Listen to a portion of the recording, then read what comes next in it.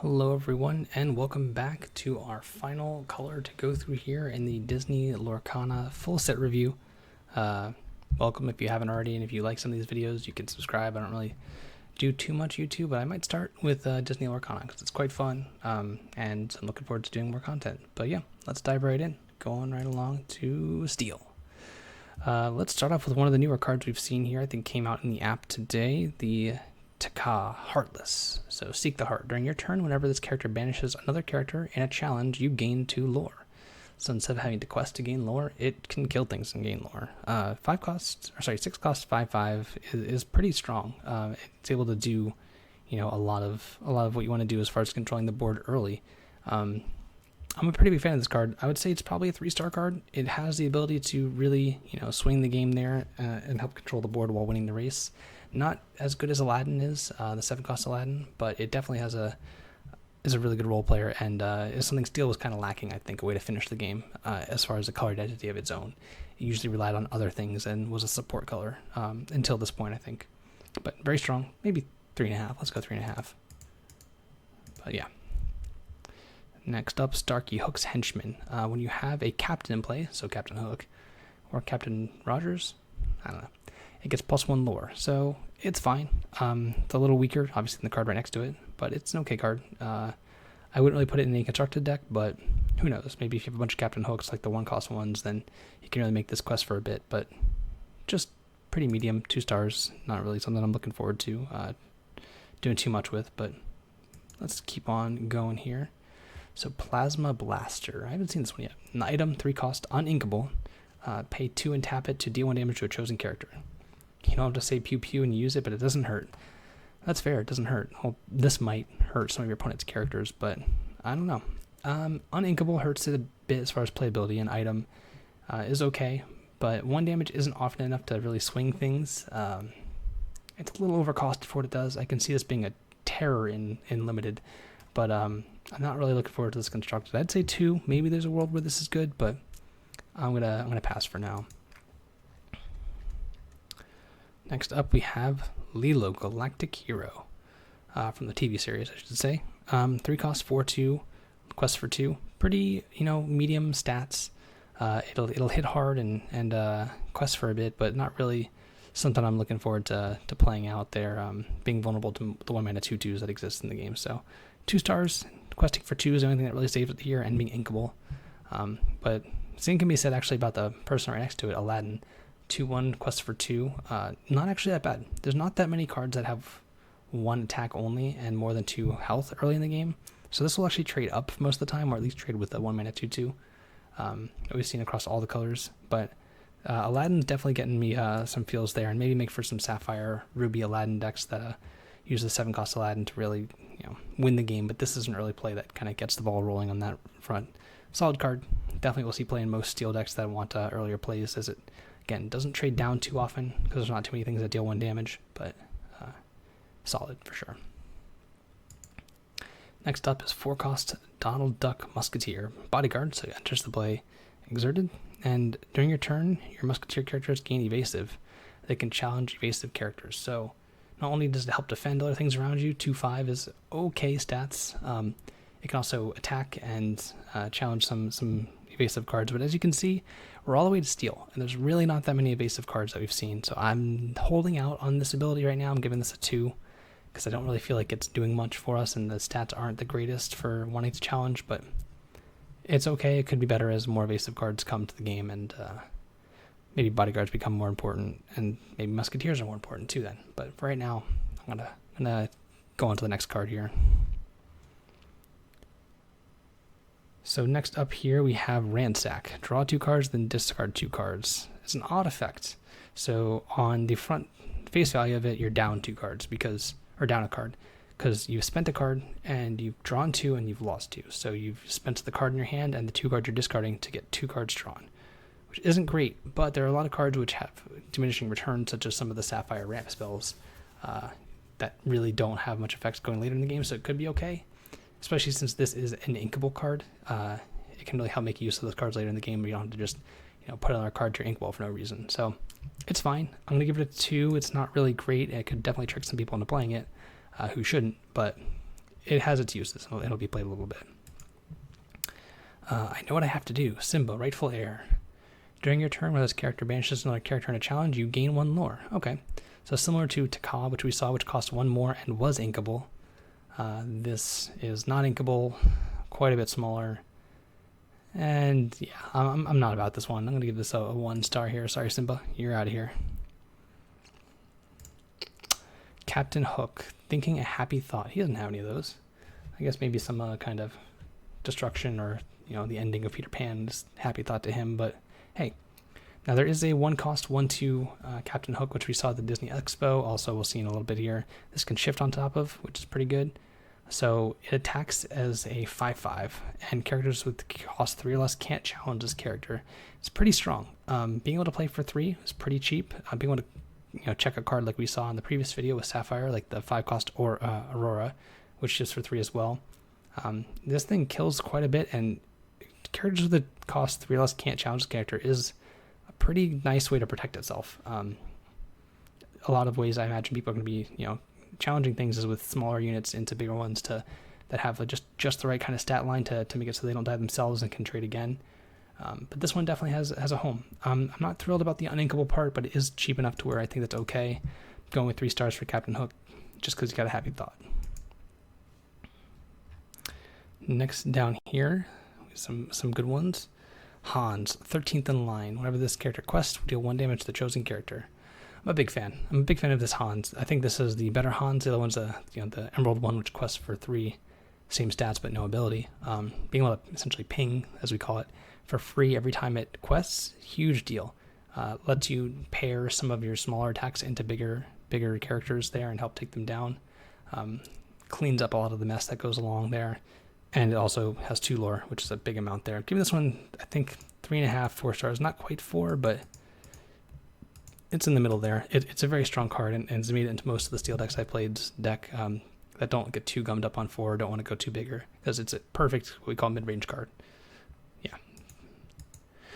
Now, next is a card I honestly wish they'd never made, because it's been a mistake in a lot of card games. So both players discard their hand and draw 7. While it seems super symmetrical, it's a song. So it can be sung by the 3 cost Ariel in Amethyst. It can be sung by anything that costs 5.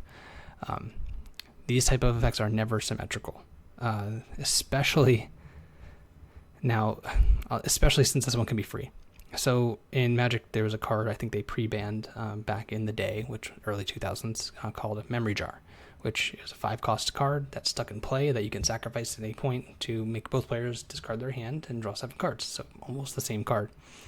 The issue is that you really were the only one who got to make use of it. In that game, they had to discard at end of turn, but giving someone 7 cards and a deck full of fully cheap cards that can all be cast the turn that they're drawn, and maybe the 1 card you have left over at the end of that is a second copy of a whole new world, or even just cast another whole new world. I can definitely see this card ending a lot of games from decking. I believe decking, funny enough, I think it's whoever's turn it is, if you both draw simultaneously, deck out loses, because active players resolves theirs first.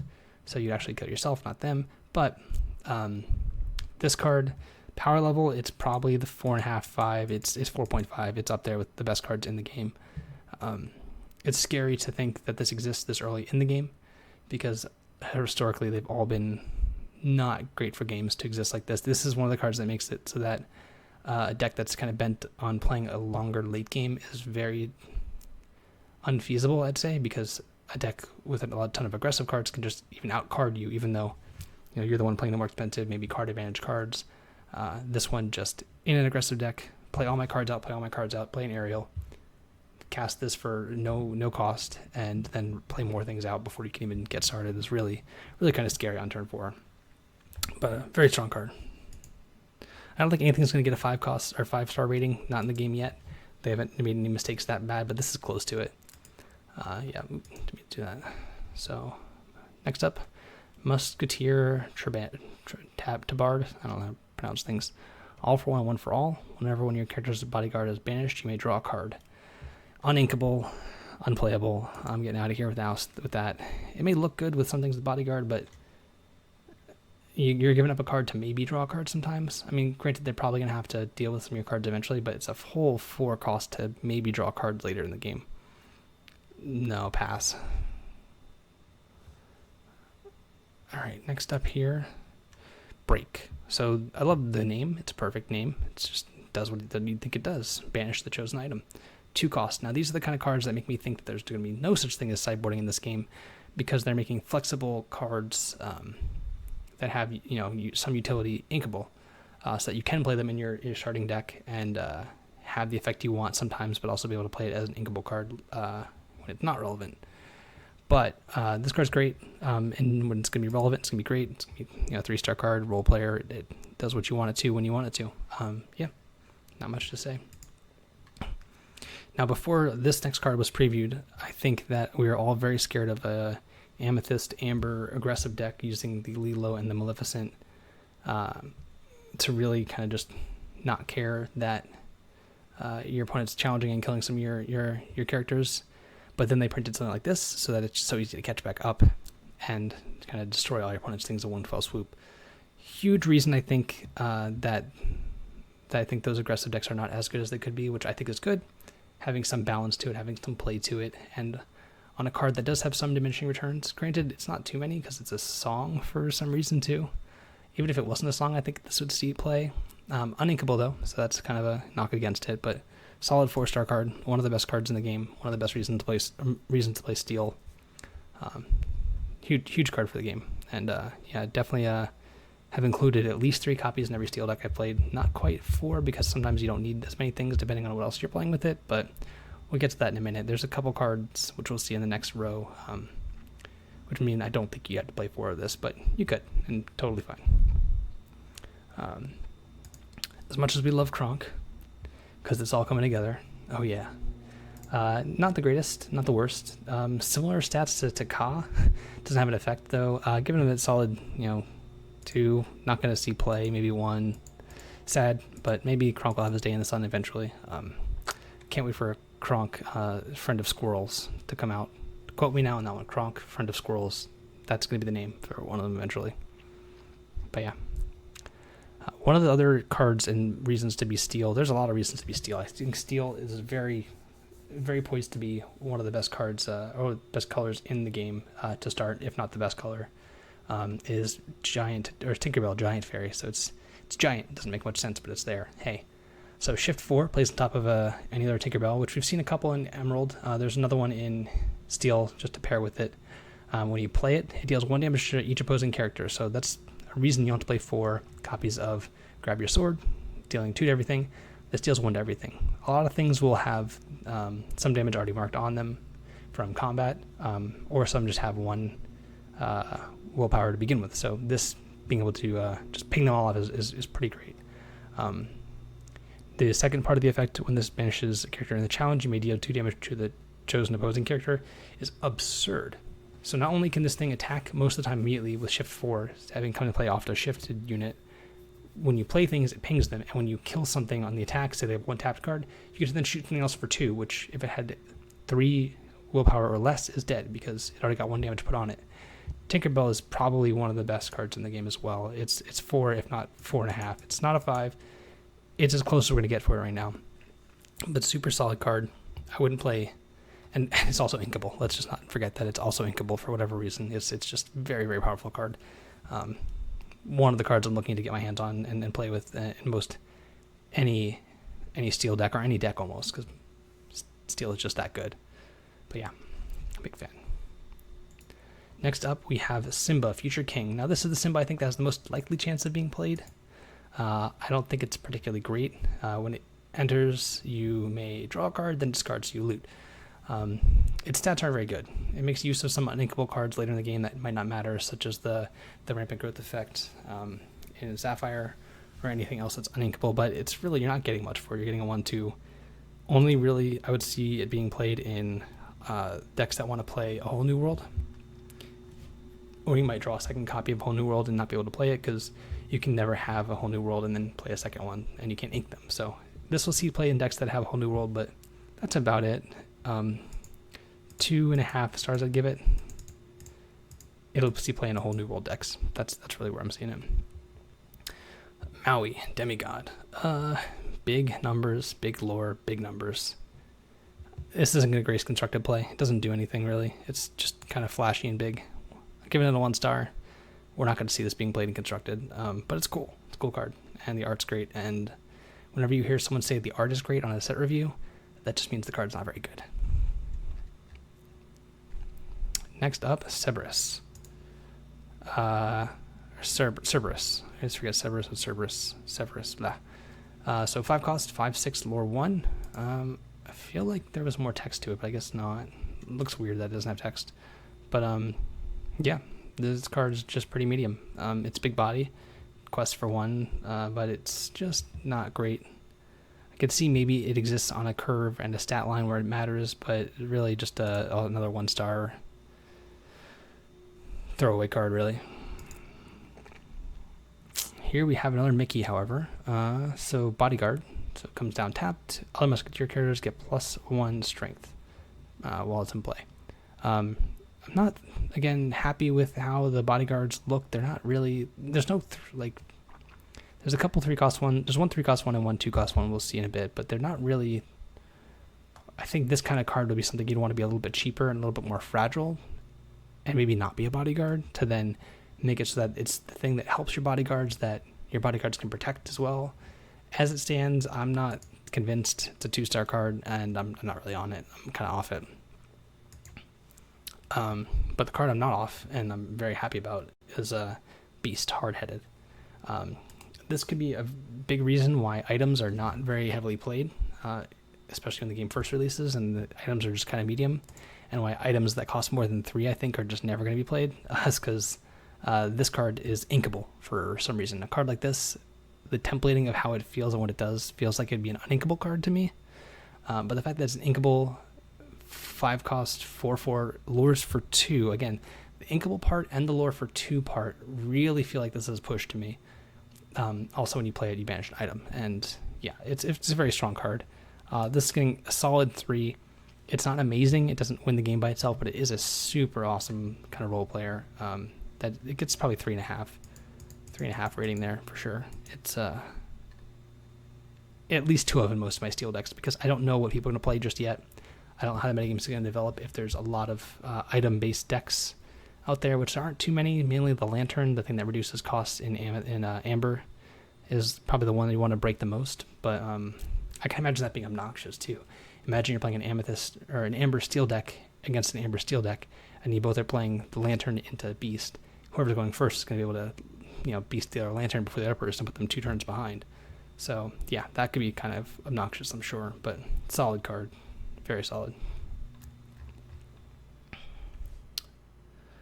Next up, we have Smash. Our favorite abominable snowman makes his return, tells us to go away. Inkable 3-cost, deal 3. So kind of the baseline, solid 3 stars. Just kind of a middle of the road card that just okay, and we'll see play in a lot of decks for sure. Elsa as a Amethyst 2/3, and there's some more 3 toughness cards that you just want to be able to kill. This isn't the best on rate of it, but if you need it, you need it, and if not, it's inkable, so that's fine. Prince Eric, actually, it took me a minute to kind of think about it more and more. I think it's pretty solid. Nothing to write home about, nothing to really get excited about, but it's a solid role player, 3 stars. It kills a lot of things, and it has the chance of surviving and being able to heal it maybe, or just attack a second time. It's actually not that bad. I give it 3 stars. I think it can see a lot more play than I think I initially gave it credit for. And actually, next up here we have Goons, which the only 1-mana 2/2 which I think is not going to see much play. I don't think this one's going to be played. I think that the other 1-cost card, which we'll get to in a little bit, is going to see a lot more play, but I don't want to play this card. Out of all the colors, this is the one that's not going to see play. Not just because I don't like the cards in it or the characters in it that much, but there's other reasons. But I'm not feeling this one. I think it's going to be easily replaceable. Scrolling on down, we have Captain Hook, Captain of the Jolly Roger. So when you play this character, return an action named Fire the Cannons from your discard to your hand. Uninkable 3/4 with the quest for 1. This is getting a solid 4 stars, mainly not because of the power of the 4 and the 3/4 and the 1 lore part, but the Fire the Cannons part, which we'll get to in a minute. But super strong card. Yeah, it's just a value card. It just draws a card over again. Granted, it's a unique card it's drawing, but it's very powerful effect for what you're getting back from it, and stats aren't too bad. And yeah, big fan. For me, next up, Hercules. We have 3-cost 3/3 bodyguard. I like this card. I think a lot of combat in the early turns, and if you've seen or have noticed over the course of this review, there are a lot of 2 strength characters, a lot of 2s, and this card protects pretty well against almost all of them, being a 2-for-1. I'm giving Hercules a solid 3 stars. It's, you know, true hero. He's gonna do a lot of work, even in a more innocuous way. I think. So yeah, big fan of Hercules. Made with a lot of decks, helps protect some of your cheaper cards, and keeps the ball rolling for some of them to keep questing. Next we have Beast's Mirror. So again, I think this card's going to be heavily played based off of whether or not there are sideboards. If there's no such thing as a sideboard in this game, I think that this card's going to see a bit more play than otherwise. It won't see play in decks that play Whole New World, which may be one of the only reasons to play Steel and want to draw cards is to play decks like Whole New World. But so it's 3-cost tap. If you have no cards in the hand, draw a card. But unlike Magic Mirror, which is 4-cost draw a card, even if you have cards in the hand, this one's inkable. So I can see a lot of decks, especially early on, and also if there's no such thing as sideboarding, playing this card as like a 2 of in their main deck. Just because there will be certain decks that you have a hard time beating that go bigger than you, be able to draw more cards than you, and kind of out-resource you that way. But this, again, being inkable, means it's a card you can put in your deck and not care too much about, having it not have enough time to play it or not. But yeah, I'm a big fan of Beast Mirror, actually. 3 stars. And if there are such thing as sideboarding, this will be a pretty heavily sideboarded card, I think. So either which way, it'll either see play main deck, I think, as a 2 of in a lot of decks eventually, or it'll be a pretty good sideboard card as well as something you play in your main deck in a low number. Unless Whole New World just makes everything into having to play the cheapest cards possible. But yeah, solid card. So from Captain Hook, we saw the ability to rebuy the card named Fire the Cannons. So baseline, it's a 4-star card. It's the only cheap card that kills things, and there's no condition to it. It's one of the best cards in the game, I would say. It's kind of the baseline for how to evaluate creatures or characters. It's why 3 toughness cards are looked at so it's so much higher regard than 2 toughness cards. If you're familiar with Magic terms, think of the Bonecrusher Giant test in Pioneer or Lightning Bolt test in Modern. It's the card that puts the test on the entire game for right now. It's a solid card, and not much more to say other than Steel. Every Steel deck's gonna be playing this, and it's also the reason to play Captain Hook. Even though Hook isn't the greatest statted by itself, you want as many Fire the Cannons as you can get. So yeah, that's where we're at with this card. 4 stars. Frying Pan. So item that sits in play, banish this item. The chosen character can't challenge during their next turn. Could be really good. Again, I'm going to put it in the 2-star area, but depending on how the deck you're building looks, the ability to fend off something for a turn could be really important. And also the ability to prohibit something from trying to take down one of your cards, like maybe Aladdin, which you can't do immediately because of the shift part of it, but being able to stop something from being able to attack for turn could be all that you really need, especially some of the cards that don't have any ability to quest, have no lore. This is kind of like a 1-mana stop them from doing anything. It's not great. The only saving grace is inkable for highly situational circumstances, but it is a powerful effect in the right situation. So yeah, 2 stars. Kristoff, unlike Princess Jasmine, which is the Sapphire 2-cost or 3-cost 3/3 with 2 lore, has no other synergies. I'm not really going to play this card. I think Hercules is better. 1.5 2 stars is where I'm putting this Kristoff at, even though I do like Kristoff. So here we are. Next we have the Tinkerbell. So Tinkerbell is the ability to loot, draw a card, then choose and discard a card, similar to the 1-cost Simba's and enters play effect. This is the ability to tap into it. More importantly, this is the Steel card that lets you play the big Tinkerbell off of it to shift into. So this card, very likely to survive as a 2/4 that you don't have to do anything with. It's 3-cost 2/4, curves nicely. Yeah, this card's great. as a stat line by itself, 3 stars. But mainly its power. I don't think we'd be talking about it as much as if Big Tinkerbell didn't exist, and it does, and that card's just great. So 3 stars. You're gonna play in every one of those decks. Yep, for sure. Next up we have Gontu, which not great. We have Maui, who is the 8 cost 8/8 lore 3. This is the 8 cost 6/6 lore 2. That makes small things not be able to challenge. I don't like it. I'm giving this a 1.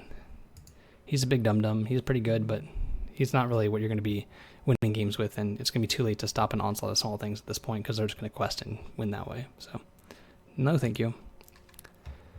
Next up we have Captain Hook, Forceful Duelist. So this is why I think that the Steel 1-mana 2/2 is not going to be seeing as much play. This thing being able to check 3 health characters by just sitting in play as a 1 cost 1/2, super important. And I've put a lot of Amber Steel decks together, and this thing along with these Shift Stitch that you can draw cards off of, and having this be a relevant attacker later in the game is a huge part of it. 3.5, 4 stars. It's a little bit better than the 1-mana 2/2s, I believe, but not too much so where it's 4 stars. It's just very good, and I think it's an upgrade to the 1-mana 2/2. They're going to be virtually identical most of the time in the early game, but this one will have a lot more value going later. Yeah. Lastly, we have Simba, Return to King.